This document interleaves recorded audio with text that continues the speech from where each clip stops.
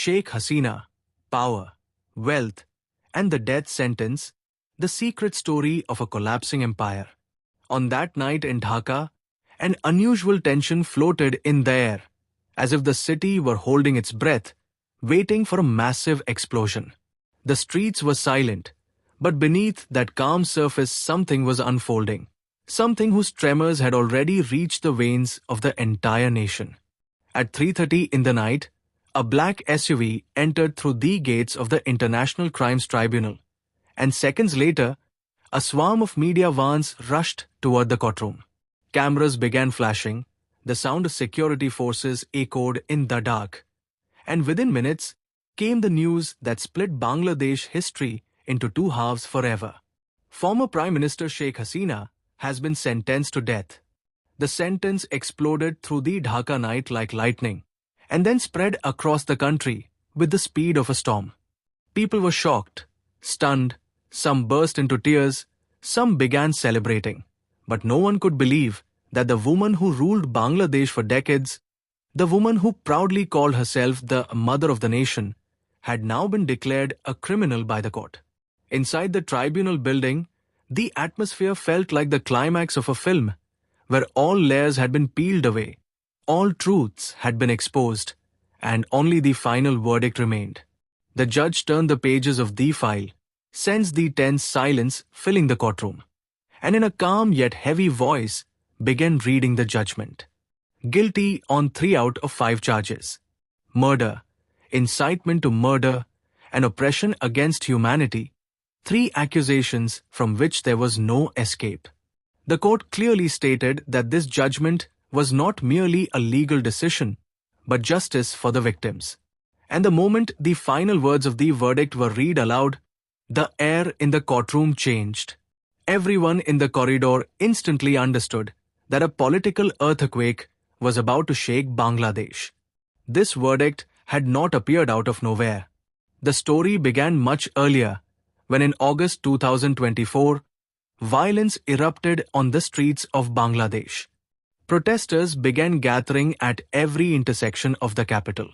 The internet was shut down, the media was restricted, the streets were filled with military vehicles. Bangladesh had entered that dangerous phase where a democratic government begins to fear its own people. And then, one day, abruptly, the military took over. Just 45 minutes. That was all the time Sheikh Hasina was given to leave the country. The Sam woman, who had ruled with an iron grip for 15 years, was now forced to run with a suitcase in her hand. It was not irony, it was history's cruel sarcasm. That night, when the army surrounded her residence, helicopters kept circling above the Dhaka sky. Security forces gave her a choice: leave the country or be arrested. And then, in the darkness of the night, a black car drove toward the border. This wasn't an escape, it was the end of an era. And today, that Sam woman, after hearing a death sentence inside a tribunal, had become one of the most controversial leaders in history. Questions now began to rise. What was Sheikh Hasina's family background? How much wealth does she have? How did she build such immense power and such enormous assets? And did that very power stain her hands with the blood for which she has been sentenced today? The story of Sheikh Hasina is not just the story of a political leader. It is a tragedy deeply tied to the birth of Bangladesh itself.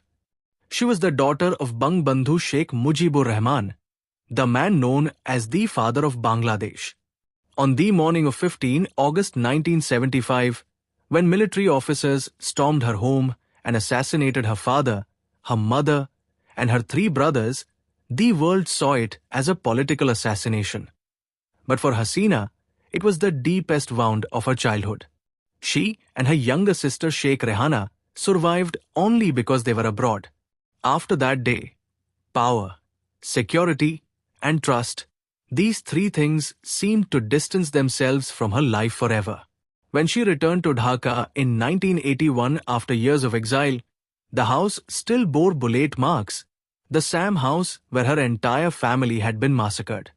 That house is now a museum, but the pain inside Hasina never turned into a museum exhibit. And perhaps this pain became the fuel of her politics. Her rule, her determination, and her anger all were deeply connected to her past. But power always changes a person. Her marriage in 1968 to physicist 𝐼𝐻𝐸𝐵 brought stability to her life. Mia was a calm, soft-spoken scientist, a man who lived among books, laboratories, and research. He stayed away from politics, yet he couldn't escape the storm of Hasina's political journey. He passed away in 2009 after a long illness. They had two children, 𝐟𝐨𝐥𝐵𝐿, who later became one of the most influential and controversial political strategists in the country, and 𝐼𝐻𝐸𝐵𝐿, who emerged as a leading figure in the field of mental health and social development. The family was small, but its influence immense. Now comes the topic that the entire country has begun discussing: Sheikh Hasina's wealth. There was a time when she described herself as a government-salaried woman living a simple life.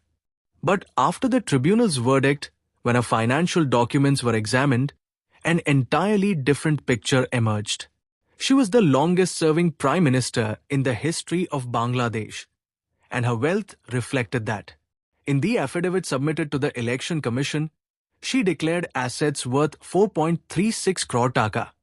But the important thing to remember is that official declarations are always just a fraction of real wealth, something even the common public understands. Her fixed deposits of 75 lakh, savings bonds, crores in agricultural income, investments in foreign properties, and the land registered in the names of her family members, all of these multiplied her actual wealth several times. She owned 6 acres of farmland, generating lakhs in annual yield. She had separate income from fish farming. She declared ownership of a single car, saying it was gifted. But her opponents claimed that her family possessed more than 7 luxury vehicles across 3 different countries. Hasina's entire financial structure had always been surrounded by controversy. Political critics argued that during her 4th term, the economic system became so centralized that government contracts, land allocations, and major projects were mostly awarded to companies linked to her party or her family. These allegations were never proven in court, but they remained among those unanswered questions that echoed in every political corridor. Now another question arises: what will happen to her wealth after the death sentence?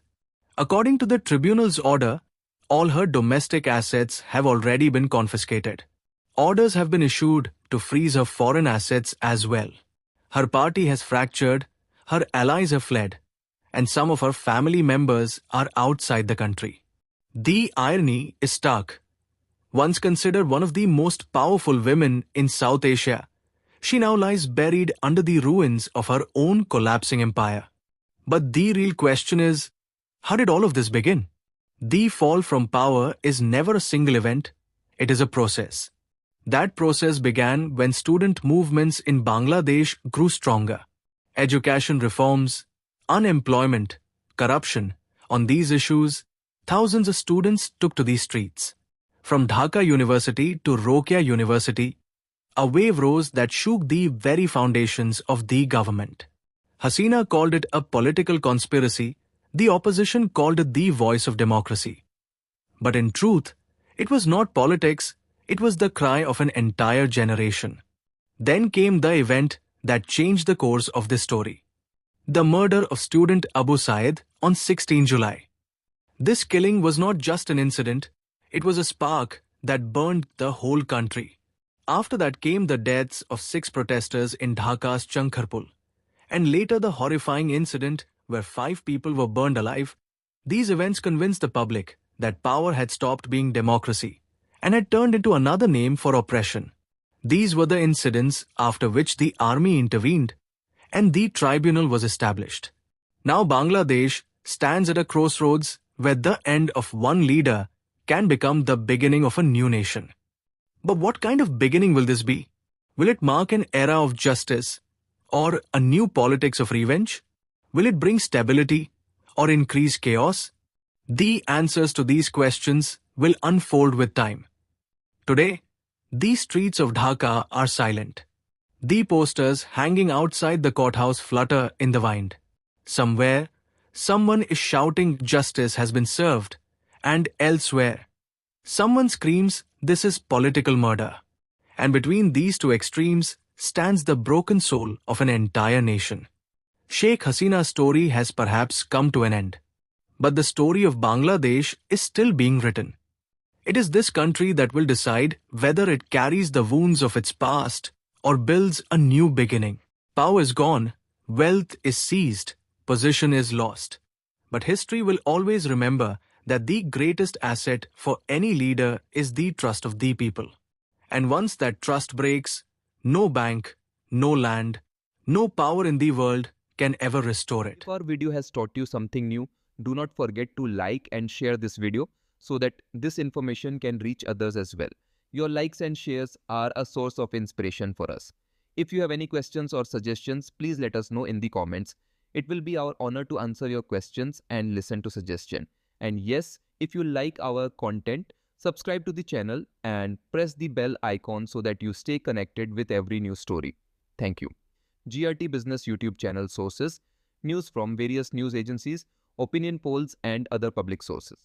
We try to ensure that every report and summary is accurate and verified, but we are not responsible for any dispute or error. Our aim is only to provide you with accurate information.